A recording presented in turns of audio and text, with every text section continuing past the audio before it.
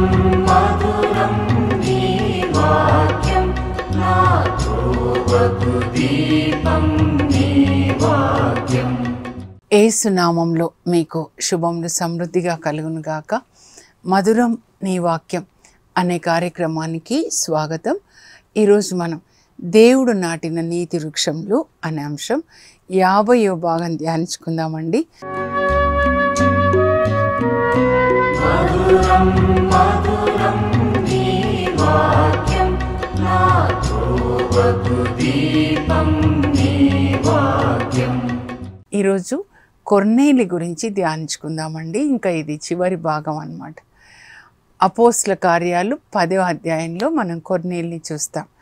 అపోస్తుల కార్యాలు ఎప్పుడు జరుగుతూనే ఉందండి. ప్రపంచం అంతటా జరుగుతుంది కనుక ప్రతిరోజు చదువుకోవాలి. మనం ప్రతిరోజు పరిశుద్ధాత్మ కుమ్మరింపు, పెంతెకోస్తు ప్రతిరోజు అన్నమాట. వాక్యం వింటూ ఉన్నప్పుడు అప్పుడు పరిశుద్ధాత్మ మనల్ని ప్రేమతో నింపుతారు. ఆ ప్రేమ మనల్ని ఇతరులకి సహాయం చేసేలాగా అన్నమాట. పరిశుద్ధాత్మ దేవుడు మరియ తల్లి పరిశుద్ధాత్మని పొందిన తర్వాత, నేను ప్రభు దాసురాలను, నీ మాట చొప్పున నీ చిత్తం చొప్పున నాకు జరుగును గాక అని వెళ్ళి ఎలిజబెత్ అమ్మకి సేవ చేస్తారు కదండి బాబు పుట్టే వరకు. మరి ఇక్కడ బర్నబా చూడండి, పేతురు ప్రసంగాన్ని విని రక్షించబడి తన ఆస్తి అంతా అమ్ముకొని ఆయన మరి అక్కడ ఆదిమ సంఘానికి అవసరాన్ని బట్టి పంచి ఇచ్చాడు. ఆయనని బట్టి మిగతా వాళ్ళు కూడా మారారనమాట. ఒక తండ్రిలాగా ఉన్నాడు ఆదిమ సంఘానికి, అపోస్తులకు కూడా ఒక తండ్రిలాగా, ఒక పెద్దలాగా ఉన్నాడు అనమాట. అలా మనం ఉండాలి.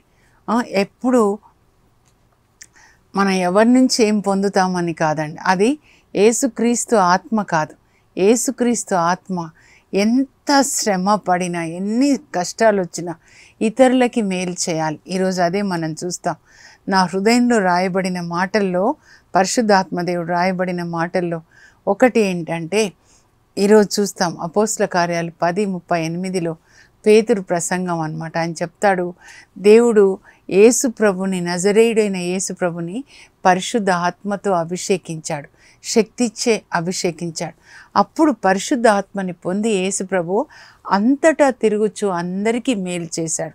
ఎక్కడికి వెళ్ళినా ఆయన అందరికీ మేలు చేశాడు. పేతురు ఇంటికి వెళ్ళాడు, వాళ్ళ అత్తమ్మకి స్వస్థత ఇచ్చాడు.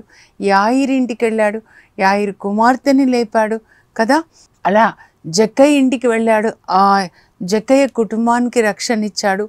5,000 మందికి వాక్యంతో పోషించడమే కాదు, ఆహారాన్ని కూడా ఇచ్చాడు కదా. ఎక్కడికి వెళ్ళినా యేసుప్రభు వచ్చాడు అంటే, కానాపల్లి పెళ్ళికి వెళ్ళారు, అక్కడ నీటిని ద్రాక్షరసంగా మార్చారు. మనం ఎక్కడ అడుగు పెట్టినా అక్కడ వాళ్ళకి మేలు చేయాలి, నోటితో ఆశీర్వదించాలి. ఇంటికి సమాధానం కలుగును గాక, మీ కుటుంబాలకి సమాధానం కలుగును గాక. పరలోక తండ్రి పరిశుద్ధ ఆత్మ ప్రేమతో మిమ్మల్ని నింపి మీరు కూడా కొర్నేలిలాగా, బర్నబాలాగా అందరికీ మేలు చేసే బిడ్డలుగా మీరు ఉందురుగాక. అనేకులకు ఆశీర్వాదకరంగా.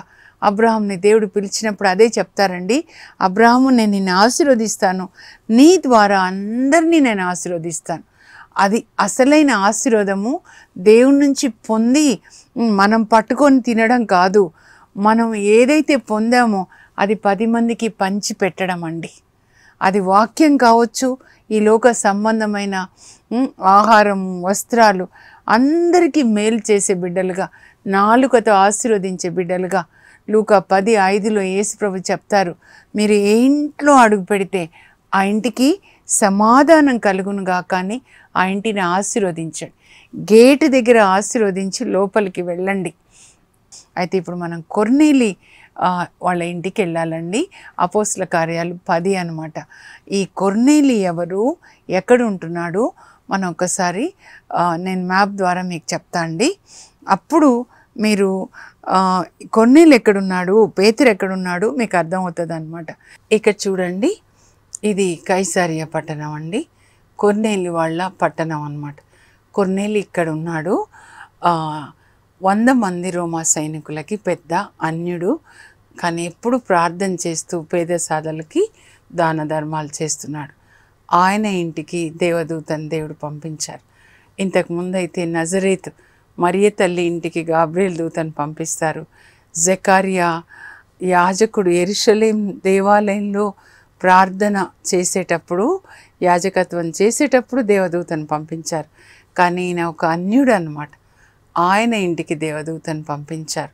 అంత పరిశుద్ధంగా, నీతిగా, ప్రేమ కలిగి పేదలను ప్రేమిస్తూ ఉన్నాడు. అందువల్ల దేవుడు ఆయన ఇంటికి దేవదూతను పంపిస్తారు. అప్పుడు మరి పేతురుని పిలిపించుకో. పేతురు యోప్పాలో సిమోను అనే చర్మకారుని ఇంట్లో ఉన్నాడు. ఇదండి యోప్ప. ఇక్కడ సిమోన్ అనే చర్మకారుని ఇంట్లో పేతురు కొన్ని రోజులు ఉంటాడనమాట. ఎందుకంటే మీరు 9వ అధ్యాయంలో చూస్తే యోప్పాలో దోర్కా తబిత అనే అమ్మాయి మరణిస్తే పేతురు ప్రార్థించి లేపుతాడనమాట. అంతకుముందు లిద్దాలో ఇక్కడ ఉంటాడు. పేతురు ఇక్కడ ఉన్నప్పుడు కైసరియా నుంచి వచ్చిన పని వాళ్ళు ఉన్నారు కదా, కొర్నేలి పంపిస్తాడు. వాళ్ళతో పాటు పేతురు ఇక్కడ నుంచి ఇక్కడ కైసరియాకు వచ్చి కొర్నేలి ఇంట్లో ప్రసంగం చేస్తాడు. ఆయన ప్రసంగం చేస్తుండగానే పరిశుద్ధాత్మ వింటున్న వాళ్ళందరి మీద కుమ్మరించబడుతుంది. వాళ్ళు భాషలో మాట్లాడతారు. వాళ్ళు యేసుప్రభుని అంగీకరిస్తారు. ప్రపంచంలో యేసుప్రభుని అంగీకరించిన మొదటి అన్యుడు కొర్నేలి అండి. మ్యాప్లో చూశారు కదా, ఈ కొర్నేలి కైసరియా పట్టణంలో ఉంటున్నాడు. ఎవరు ఈయన అంటే అక్కడ రోమా సైన్యం కూడా ఉందండి. రోమా సైనికులకి 100 మందికి ఆయన పెద్ద అనమాట. 100 అంటే శతం కదా, శతాధిపతి అనమాట. శతాధిపతి 100 మంది రోమా సైనికులకి పెద్ద. రోమా సామ్రాజ్యం అధికారం క్రిందనే ఇజ్రాయెల్ దేశము ఈ అన్నీ ఉన్నాయన్నమాట. కైసరియా ఇవన్నీ, యోప్ప ఇవన్నీ కూడా. కనుక వాళ్ళ సామ్రాజ్యం ఎక్కడెక్కడ ఉందో అక్కడంతా వాళ్ళ సైనికుల్ని పెడతారు. ఎప్పుడైనా యుద్ధం వచ్చినప్పుడు వాళ్ళు రెడీగా ఉంటారని. సో వాళ్ళకి పెద్ద అనమాట. ఈయన ఎట్లా ఉన్నాడు, ఈయన కుటుంబం ఎలా ఉందంటే ఆయన అన్యుడండి. అంటే యూదులు కాదు, అబ్రాహాం సంతతి కాదనమాట, అన్యుడు. కానీ ఆయన అతని కుటుంబంలోని వాళ్ళందరూ దేవుని పట్ల భయభక్తులు కలిగి ఉన్నారంట. అతడు పేద సాధలకు దాన ధర్మములు చేయుచు సదా దేవుని ప్రార్థించుచుండెను. ఏ చేతులు ప్రార్థించాలంటే పేదవాళ్ళకి సహాయం చేసే చేతులు ప్రార్థిస్తే అప్పుడు ఆ ప్రార్థన పరలోకానికి వెళ్తుందండి. ఇంకా ఆయన సదా దేవుని ప్రార్థిస్తున్నాడు. దానికి ముందు పేదవాళ్ళకి సాయం చేస్తున్నాడు. ఇక్కడ నేను ఒకటి చెప్పాలండి. మేము ఇజ్రాయెల్కి వెళ్ళినప్పుడు ఆ దేశానికి టెలైవి ఎయిర్పోర్ట్లో మార్నింగ్ 5 o'clock అవుతుందండి. దిగామన్నమాట. నాకు ఎంత సంతోషమో. అన్నీ బైబిల్లో చెప్పబడిన అన్ని ప్లేసెస్ చూడొచ్చాను. ఇంకా బ్రష్ చేసుకోండి అన్నారు. ఎయిర్పోర్ట్లోనే బ్రష్ చేసుకున్నాం. కాఫీ తాగాలనిపిస్తుంది. మార్నింగ్ అయిపోయింది కదా, అదేమీ కాఫీ ఇవ్వలేదండి. ఇవ్వకుండా మీరు బస్సులో వచ్చి కూర్చోండి, బస్సు వచ్చింది కూర్చున్నాం. టైం వేస్ట్ చేయొద్దు, ఎందుకంటే చాలా ప్లేసెస్ చూడాలి 8 daysలో. కూర్చున్న తర్వాత మమ్మల్ని యోప్పా పట్టణానికి తీసుకెళ్ళి మార్నింగ్ 6 అవుతుందన్నమాట. యోప్పా మధ్యధర సముద్ర తీరాన్ని ఉంటుంది. మధ్యధర సముద్రం నుంచి అలలు ఇలా వస్తున్నాయి. చల్లని గాలి వేకువజామున అనమాట, పరిశుద్ధాత్మ గాలిలాగా.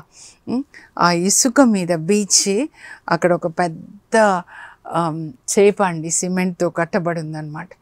అప్పుడు మా గైడ్ చెప్పారు, జూడిత్ ఆమె పేరు, ఇక్కడే యోనాని చేప ఉమ్మేసింది, అందుకని ఇక్కడ సిమెంట్తో చేపని కట్టారు. ఆ తర్వాత మమ్మల్ని ఇంకా యోపాలో మనం పేతురు కొన్ని రోజులు సిమోన్ అనే చర్మకారుని ఇంట్లో ఉన్నాడు, అక్కడికి వెళ్తున్నామని అక్కడికి వెళ్ళి చూపించారనమాట. పేతురు ఏ ఇంట్లో ఉన్నాడో ఆ ఇల్లు, అంటే దైవజనులకు ఆశ్రయం ఇచ్చిన ఇల్లు ఇప్పటికి కూడా ఉంది, 2000 సంవత్సరాల క్రితం అనమాట. ఆ తర్వాత మాకేం చెప్పారంటే యోపా నుంచి ఇప్పుడు మనం కైసరియాకి వెళ్తున్నాము అని చెప్పారనమాట. అక్కడ కొర్నేలియస్ ఇంటి ప్రక్కన బస్సు ఆపారండి. ఆపి ఆకలిస్తుంది, 9:30 అవుతుంది, అసలు ముందు కాఫీ తాగాలని. అప్పుడు మా గైడ్ ఏం చెప్పారంటే ఒక మంచి గుడ్ న్యూస్ అనమాట. ఇక్కడ అంత ఫ్రీ, మీరు ఏమైనా తినొచ్చు, ఏమైనా తాగొచ్చు అంటే అన్ని ఫ్రూట్ జ్యూసెస్ అండి. వాళ్ళ ఫుడ్ చాలా బాగుంటుంది తెలుసా. అబ్బాయి ఎంత బాగుందో, అందుకే ఆ ఇజ్రాయేల్ ప్రజలు ఎంత చక్కగా ఉంటారు తెలుసా, మంచి ఆరోగ్యంగా ఉంటారు. అక్కడ మంచి బ్రేక్ఫాస్ట్ చేసామన్నమాట.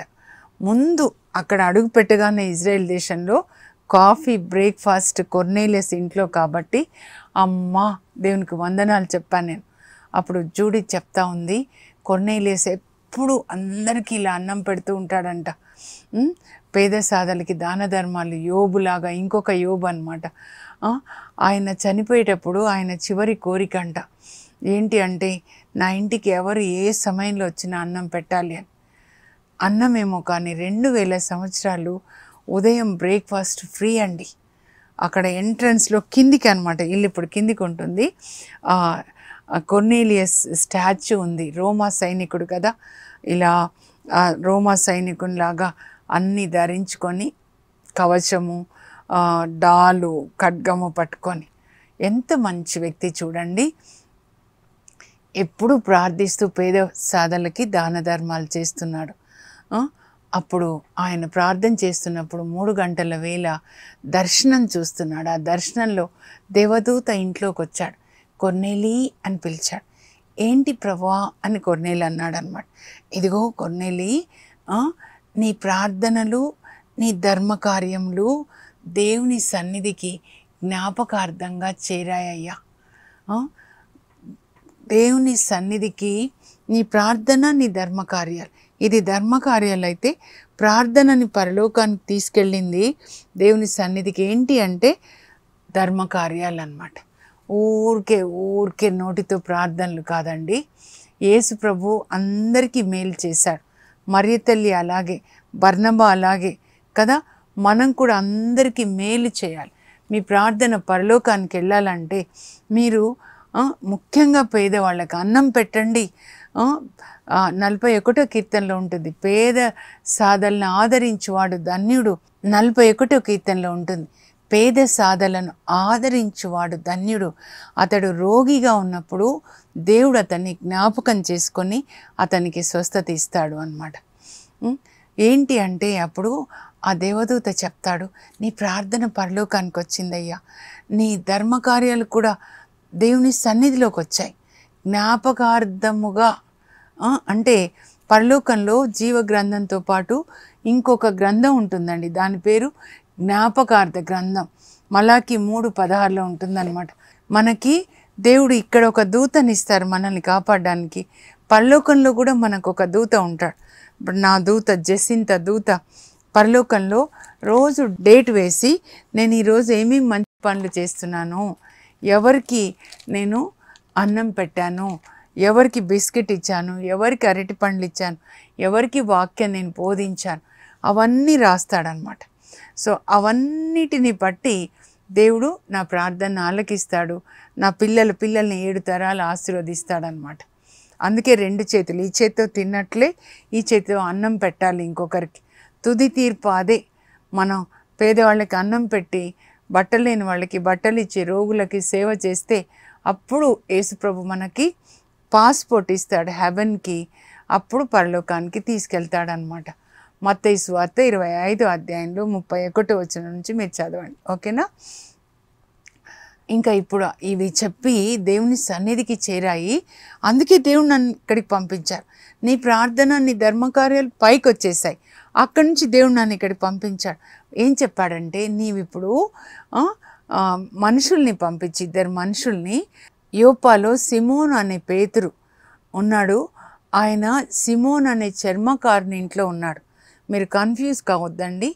పేతురు అసలు పేరు సిమోన్, కానీ యేసుప్రభు పెట్టిన పేరు పేతురు, రాయి అన్నమాట.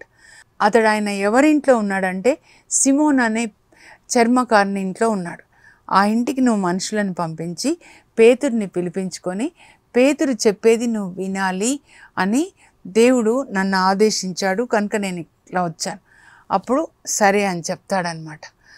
అలాగే అయ్యా, పేతుర్ని పిలిపించుకొని పేతురు చెప్పేది నేను వింటా అని దూతకు చెప్తే దూత సరే అని వెళ్ళిపోతారు. అప్పుడు తన దర్శనాన్ని గురించి తన పనివాళ్ళు 2 పనివాళ్ళని పిలిచి చెప్పి, తన 100 మంది సైనికులు ఉన్నారుగా తన కింద రోమా సైనికులు, అందులో స్వామి భక్తుడు అంటే తనంటే చాలా ఇష్టపడే ఒక సైనికుడు, 3 2 పనివాళ్ళు, ఒక సైనికుడు. కైసారియా నుంచి యోపాకి పంపిస్తాడు. ఈరోజే పంపిస్తాడండి దర్శనం అయిపోగానే. వాళ్ళు అక్కడ యోపాకి వెళ్ళేసరికి మరుసటి రోజు అవుతుంది అనమాట. ఈరోజు బయలుదేరితే మరుసటి రోజు. అప్పుడు పేతురు ఏం చేస్తున్నాడంటే అక్కడ యోపాలో సిమోన్ అనే చర్మకారుని ఇంట్లో ఉన్నాడు కదా, ఆయన భోంచేయాలనుకున్నాడు, ఇంకా రెడీ కాలేదన్నమాట ఫుడ్. అయితే పైకి వెళ్ళి నేను ప్రార్థన చేసుకుంటాను, ఫుడ్ రెడీ అయిపోయే లోపల అని ప్రార్థన చేసుకుంటుంటే ఆయనకు ఒక దర్శనం అనమాట. పరిశుద్ధ ఆత్మదేవుడు మాట్లాడుతున్నారు. ఆ దర్శనంలో దుప్పటిలో అన్ని జంతువులు కిందికి వచ్చేస్తాయి అన్నమాట. అప్పుడు ప్రభు అంటారు, ఇదో పేతురు వీటిని చంపుకొని తిను అంటే అందులో అన్ని రకాల జంతువులు ఉంటాయన్నమాట. అబ్బా ప్రభా, ఇట్లాంటి అపరిశుద్ధమైన నేను ఎప్పుడు తినలేదు, వద్దు ప్రభా, వద్దు వద్దు అంటే మళ్ళా దుప్పటి పైకి వెళ్ళిపోతుంది, మళ్ళా కిందికి వస్తుంది. వీటిని చంపుకొని తిను అంటే వద్దు వద్దు ప్రభా అని 3 సార్లు అలాగే జరుగుతుంది. నేను అపరిశుద్ధమైన ఎప్పుడు తినలేదు ప్రభా అని. లేవియకాండం 11లో వీళ్ళు యూదులు ఏం తినాలి, ఏం తినకూడదో, ఏ జంతువులు తినాలో తినకూడదో అక్కడ రాయబడి ఉంటుందండి. నేను తినలేదంటే ప్రభు అంటారు, అప్పుడు ఆ దర్శనంలోనే దూత అంటారు, దేవుడు పరిశుద్ధపరిచిన వాటిని నీవు అపరిశుద్ధమైనవి అని చెప్పకూడదయ్యా అని స్వరం వినపడుతుంది. ఏంటబ్బా ఈ దర్శనానికి అర్థం అని ఆయన అనుకుంటుంటే కింద అక్కడి నుంచి వచ్చారు కదా కొన్నేళ్ళు పంపించిన వాళ్ళు 3, వాళ్ళు ఇదేనా సిమోన్ అనే చర్మకారుని ఇల్లు అని అడుగుతుంటే అప్పుడు పరిశుద్ధాత్మ తనతో మాట్లాడతారండి, పేతురు వీళ్ళని నేనే పంపించాను, నువ్వు వాళ్ళతో వెళ్ళాలి అని. అప్పుడు పేతురు కిందికి వచ్చి, అవును ఇది సిమోన్ అనే చర్మకారుని ఇల్లే, మీరు లోపలికి రండి అని లోపలికి వాళ్ళని పిలిచి వాళ్ళకి అతిథి సత్కార్యాలు చేశాడు. చాలా ముఖ్యమైందండి. చేసిన తర్వాత ఏంటి అని అడిగితే వాళ్ళు చెప్తారనమాట, మా గురువు గారు అంటే శతాధిపతి ఒక రోమా సైనికుడు ఉన్నాడు కదా, మా గురువుగారు కొర్నేలియస్ అండి, ఎప్పుడు పేద సాధలకి దాన ధర్మాలు చేస్తూ ఎప్పుడు ప్రార్థిస్తారు, ఆయన నీతిమంతుడు అని చెప్తారు. ఆ తర్వాత దైవభీతి కలిగిన వాడు, యూదులచే గొప్పగా గౌరవింపబడుతున్నాడు, అయితే దర్శనంలో దేవదూత చేత ఆదేశింపబడ్డాడు, మీరు పేతురు చెప్పేది వినాలి అని, అందువల్ల మమ్మల్ని పంపిస్తే మేము వచ్చాము అని చెప్తే అప్పుడు పేతురు వీళ్ళతో మరుసటి రోజు బయలుదేరుతాడండి. ఆయన పేతురుతో పాటు ఇంకొక 6 కూడా వస్తారనమాట. ఈరోజు బయలుదేరితే మళ్ళీ మరుసటి రోజు అక్కడికి వెళ్తారు. వెళ్ళేసరికి అక్కడ శతాధిపతి ఇంట్లో అందరూ ఎదురు చూస్తుంటారండి. ఇదిగో చెప్తాడు కొన్నేళ్ళు అందరికీ అనమాట. ఆయన ఫ్రెండ్స్ కూడా శతాధిపతులు ఉండొచ్చు, సైనికులు ఉండొచ్చు, బంధువులు అనమాట. ఇలా దర్శనం కలిగింది, ఇలా పేతురుని పిలిపించుకొని ఆయన చెప్పేది వినమని దేవదూత చెప్పాడు. ఎవరా పేతురు, అందరూ ఎదురు చూస్తుంటారు. అప్పుడు పేతురు వస్తాడు. అప్పుడు ఆయనని లోపలికి ఆహ్వానిస్తాడనమాట. అప్పుడు చెప్తాడు, కొన్నేళ్ళు ఇలా ఇలా జరిగింది, మీరు చెప్పేది వినమని చెప్పారు, మీరు దయతో మా ఇంటికి వచ్చారు, మీకు వందనాలు. ఇప్పుడు మేమంతా దేవుని యొక్క సన్నిధిలో ఉన్నాం. పేతురు అక్కడ ఉన్నాడు, కానీ కొర్నేలియస్ అంటున్నాడు దేవుని సన్నిధి. అంటే పేతురు దేవుని సన్నిధిని కలిగి ఉన్నాడు, మీరు చెప్పేది మేము వింటామంటే అప్పుడు పేతురు ఏమంటాడంటే, మీకు తెలుసు కదా యూదుల ఆచారం ప్రకారము మేము అన్యుల ఇండ్లలోకి మేము ప్రవేశించకూడదు, కానీ దేవుడు నాతో మాట్లాడారు. ఏంటి అంటే దేవుడు ఎట్టి పక్షపాతము లేక అందరినీ సమదృష్టితో చూస్తాడు. యూదులని వీళ్ళని అన్యులని తేడా లేదు. భూమి మీద ఉన్న వాళ్ళందరూ దేవుని బిడ్డలే. దేవునికి భయపడుచు నీతిగా జీవించు ప్రతి ఒక్కరూ కూడా దేవుని బిడ్డలు అని చెప్పి, అప్పుడు మీకు తెలుసు కదా నజరేయుడైన యేసుని పరలోక తండ్రి దేవుడు పరిశుద్ధ ఆత్మచే అభిషేకించాడు. అప్పుడు ఆయన అంతటా తిరుగుచు అందరికీ మేలు చేశాడు. మరి పిశాచి శక్తికి లోబడిన వాళ్ళని బాగు చేశాడు. ఆయన అంత సువార్త బోధించారు, కానీ యూదులు ఆయనని సిలువ వేశారు. కానీ 3వ రోజున దేవుడు ఆయనని లేపారు. అందుకు మేమే సాక్షులము. ఆయన మళ్ళా జీవితులకు మృతులకు తీర్పు చేయడానికి రాబోతున్నాడు. మమ్మల్ని సాక్షులుగా ఉండమని, ఆయనకి సాక్షులుగా ఉండమని మమ్మల్ని ఆజ్ఞాపించాడు అని అలా యేసు ప్రభు గురించి సువార్త బోధిస్తూ ఉంటాడనమాట. ఆయనని ఎవరు నమ్ముకుంటే వాళ్ళకి పాప క్షమాపణ, వాళ్ళ పాపాలు క్షమించబడతాయి. ఆయన దేవుడు పంపిన దేవుని యొక్క కుమారుడు, మెస్సయ్య, రక్షకుడు అని చెప్తూ ఉంటే వింటున్న వాళ్ళందరి మీద పరిశుద్ధాత్మ కుమ్మరించబడుతుందండి. అంటే ఇది రెండో పెంతెకోస్తు అన్నమాట. మొదటి పెంతెకోస్తు అపోస్తల కార్యాలు 2లో అక్కడ అందరూ యూదులు, యేసుప్రభు శిష్యులు. ఇప్పటి వరకు 9వ అధ్యాయం వరకు సువార్త బోధన యూదులకి మాత్రమే చేశారు అపోస్తులు. ఇప్పుడు పేతురు మొదటి ప్రసంగం యూదులకు ఆయనే చేశాడు. ఇప్పుడు పేతురు అన్యులకి మొదటి ప్రసంగాన్ని చేస్తున్నాడు. అక్కడ మేడపై గదిలో పరిశుద్ధాత్మ కుమ్మరించబడింది. ఇప్పుడు కొర్నేలి ఇంట్లో పరిశుద్ధాత్మ అన్యుల మీద కుమ్మరించబడింది. అంటే దేవుడు అందరికీ పరిశుద్ధాత్మ ఇస్తారండి. యోవేలు 2:28లో అంత్య దినాల్లో అందరి మీద నా ఆత్మని కుమ్మరిస్తాను. మీ పుత్రికలు నా సందేశాన్ని చెప్తారు. మీ యువకులు దర్శనాలు కాంచుతారు. మీ ముదుసలులు కలలు కంటారు. ఆ దినంన నా సేవకులకు స్త్రీ పురుషులందరి మీద నేను నా ఆత్మని కుమ్మరిస్తాను. దేవునికి ఎలాంటి పక్షపాతం లేదండి. ఎవరు నీతిమంతులో వాళ్ళందరూ దేవుని బిడ్డలు. వాళ్ళు ఏ విశ్వాసంలో ఉన్నారని కాదు. ఇప్పుడు కొర్నేలి చూడండి, నీతిమంతుడు అన్నమాట. అందువల్ల కొర్నేలి పరిశుద్ధాత్మని పొందాడు, ఆయన కుటుంబము.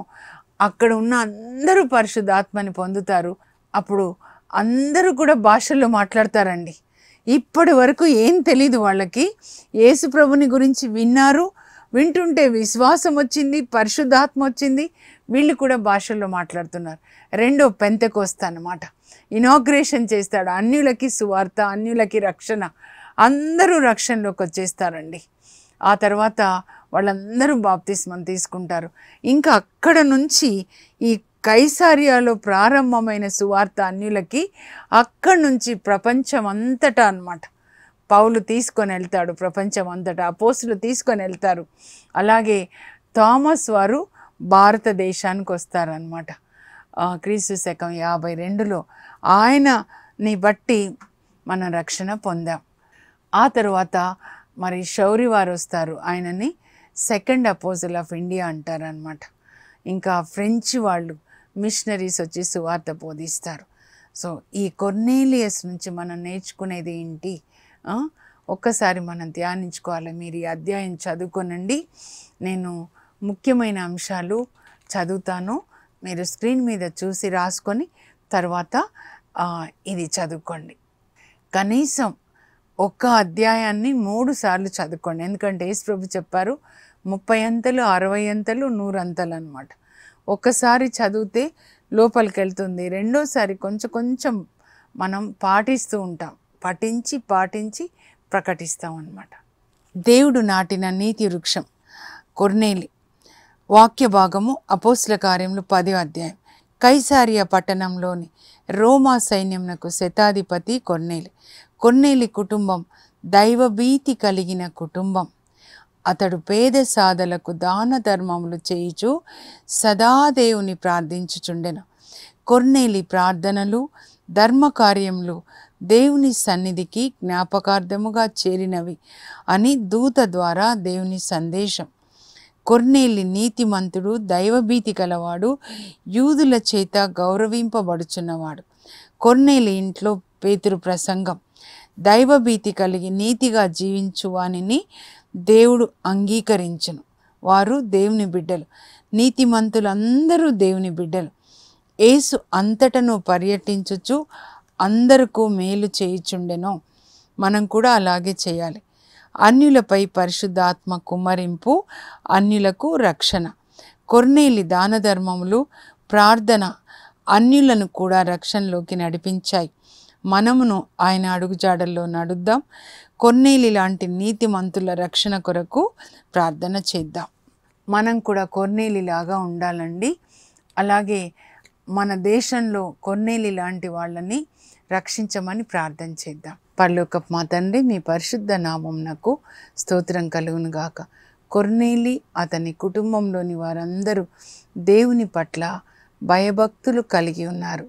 కొర్నేలి పేద సాధలకు దాన ధర్మములు చేయిచు సదా దేవుని ప్రార్థించుచుండెను. ప్రభా ఈ లక్షణాలు మాకు దయచేయండి ప్రభా.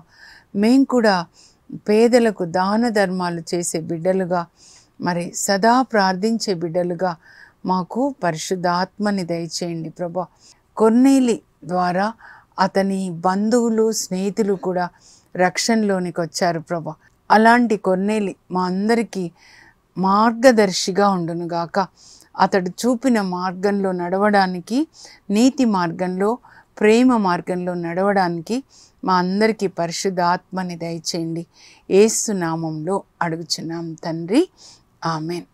ఈ దేవుడు నాటిన నీతి వృక్షాలు అందరూ కూడా మనందరికీ కూడా ఆదర్శంగా ఉందరుగాక. వాళ్ళు చూపిన నీతి మార్గంలో నడిచి ఈ లోకంలో మనము దేవుని మహిమపరుద్దాం. God bless you. Have a blessed day.